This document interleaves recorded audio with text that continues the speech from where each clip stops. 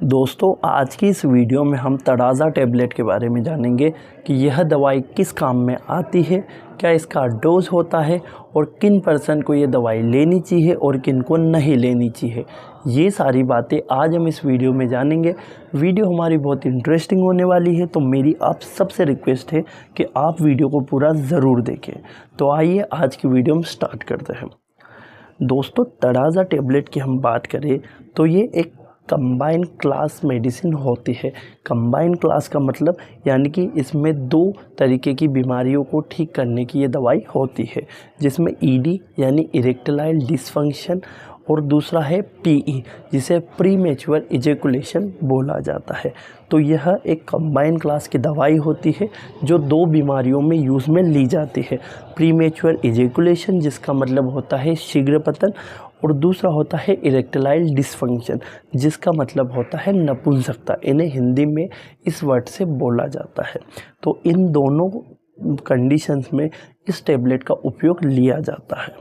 अगर हम इस दवाई की बात करें तो इसमें टाडाफिल 10 mg होता है और डेपोक्सिटिन 13 mg होता है। यानी इस दवाई की अगर हम कंपोजिशन की बात करें तो ये दो कंपोजिशन इस दवाई के अंदर पाए जाते हैं, 10 mg 13 mg।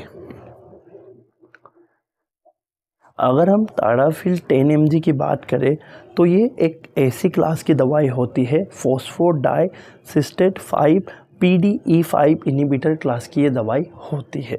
ये हम ड्रग्स की बात कर रहे हैं कि जो इस दवाई के अंदर जो ड्रग्स होते हैं, जो कंपोजिशन होते हैं दो, उसकी बात कर रहे हैं।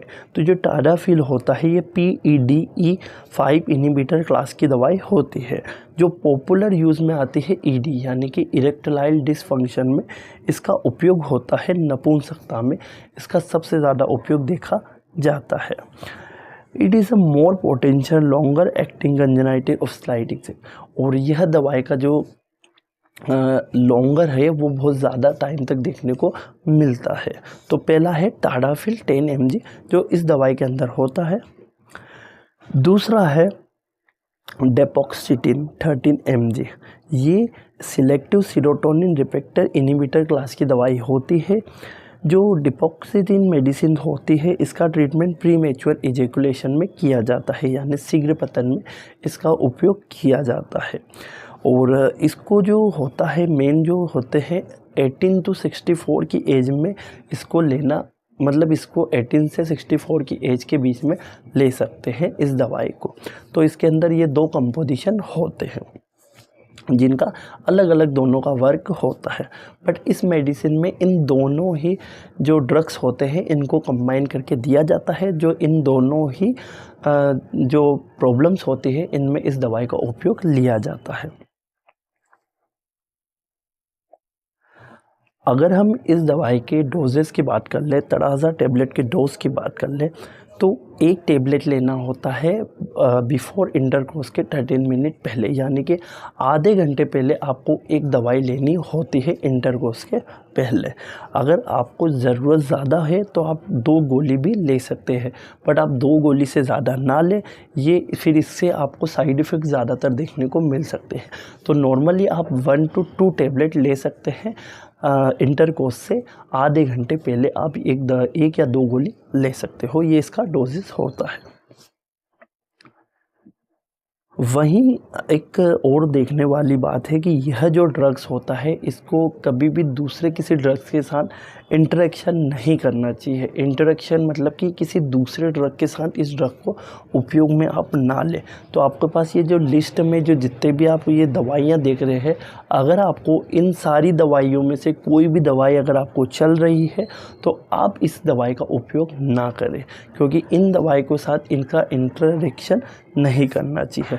जिसमें एमेलोडोपिन हो गया, मेट्रोपोपिलीन हो गया, कीटोकोनाजोल, इंट्राकोनाजोल, एरिथ्रोमाइसिन, ये जितनी भी जो आप ये चार्ट में दवाइयाँ देख रहे हैं, अगर इनमें से आपको कोई सी भी दवाई चल रही है तो आप इस दवाई का उस दवाई के साथ उपयोग में ना लें। वहीं अगर हम इस दवाई के साइड इफ़ेक्ट्स की बात कर ले कि इसके दुष्ट प्रभाव भी देखने को मिल सकते हैं, तो पहला है डिज़नेसिस यानी चक्कर आने जैसी समस्या, हेडेक सिर में बहुत ज़्यादा दर्द देखने को मिल सकता है, स्टमक पेन यानी कि पेट में दर्द भी आपको देखने को मिल सकता है, नोज़िया जी मचलाने जैसी समस्या देखने को मिल सकती है, डायरिया, लूज़ मोशन भी आपको देखने को मिल सकते हैं, मेमोरी प्रॉब्लम आपको देखने को मिल सकती है, बैक पेन, पीठ में आपको दर्द देखने को मिल सकता है, और ड्राई माउथ, आपका जो मुंह होगा वो आपको सूखा सूखा देखने को मिल सकता है। तो ये कुछ कॉमन साइड इफ़ेक्ट्स इस दवाई के होते हैं। वहीं अगर हम सीवियर साइड इफ़ेक्ट्स की बात कर ले, वो तो हमने देखे थे कॉमन साइड इफ़ेक्ट्स होते हैं।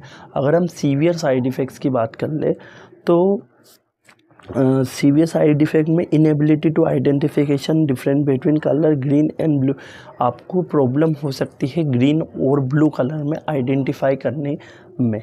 पहली बात हम देख लें कि भले सीवियर साइड इफ़ेक्ट्स हो या नॉर्मल साइड इफ़ेक्ट्स हो, यह साइड इफ़ेक्ट्स दवाई के तभी होंगे जब आप इस दवाई को लिमिट से ज़्यादा में उपयोग में लोगे।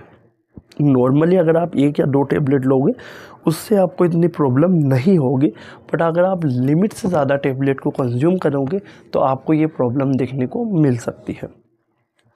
उसके बाद लॉस ऑफ हियरिंग यानी कि सुनने में भी प्रॉब्लम देखने को मिल सकती है। रिंगिंग इन द ईयर, कान में पिन पिन से आवाज़ भी आपको देखने को मिल सकती है।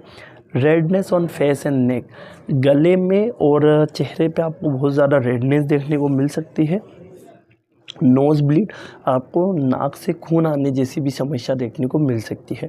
तो ये कुछ सीरियस सिम्टम्स होते हैं इस दवाई के जो आपको देखने को मिल सकते हैं, बट दवाई के सिम्टम्स जब भी होंगे जब आप इस दवाई का लिमिट से ज़्यादा उपयोग करोगे।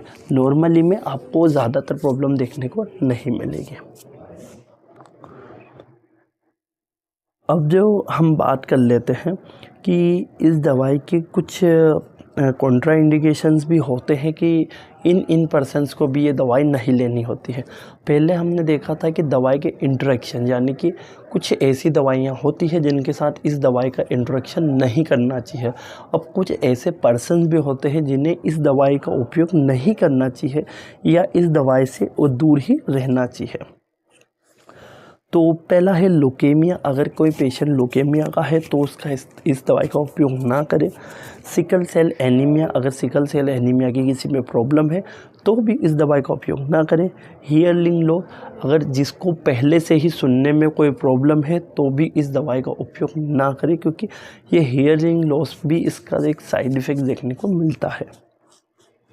उसके बाद है हार्ट पेशेंट, अगर आप हृदय रोग के मरीज़ हो तो भी आपको इस दवाई का उपयोग नहीं करना रहता है, क्योंकि ये कहीं ना कहीं हार्ट बीट को भी थोड़ा सा तेज करती है। उसके बाद है अनकंट्रोल्ड हाई ब्लड प्रेशर, अगर आपका ब्लड प्रेशर हमेशा हाई रहता है या हाइपरटेंशन के पेशेंट हो तो भी आप इस दवाई का उपयोग ना करें। उसके बाद कुछ ऑर्गन्स रिलेटेड भी प्रॉब्लम्स होती है, जैसे लीवर प्रॉब्लम, अगर आपको लीवर से जुड़ी कोई भी समस्या है तो भी आप इस दवाई का उपयोग ना करें। लो ब्लड प्रेशर, अगर लो ब्लड प्रेशर की भी शिकायत है तो भी आप इसका उपयोग ना करें। सीवियर रीनल इम्प्लांटेशन, अगर आपकी किडनी इम्प्लांटेशन हुई है, थोड़े दिन पहले ही हुई है, तो भी इस दवाई का उपयोग ना करें। उसके बाद है हार्ट फेलियर या कार्डियक पेशेंट भी इसका उपयोग ना करें। उसके बाद है इरेगुलर हार्ट रिदम, अगर आपके हार्ट रिदम इरेगुलर आ रही है तो भी आप इसका उपयोग ना करें।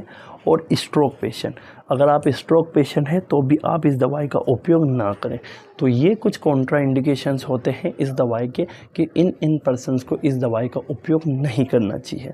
बट आप यूट्यूब या किसी और प्लेटफॉर्म पे से भी देख के आप कोई भी दवाई खुद से सेल्फ ना लें, आप एक बार अपने नज़दीकी डॉक्टर से कंसल्ट ज़रूर करें। आई होप आपको इस छोटी सी वीडियो में सारी जानकारी मिल गई होगी, और अगर आपको वीडियो से रिलेटेड कोई भी डाउट हो तो हमें कमेंट ज़रूर करें, हम कमेंट का रिप्लाई ज़रूर देंगे। आई होप वीडियो आपको अच्छी लगी होगी, और अगर आपको हमारी वीडियो अच्छी लगी हो तो like share and subscribe. Thank you.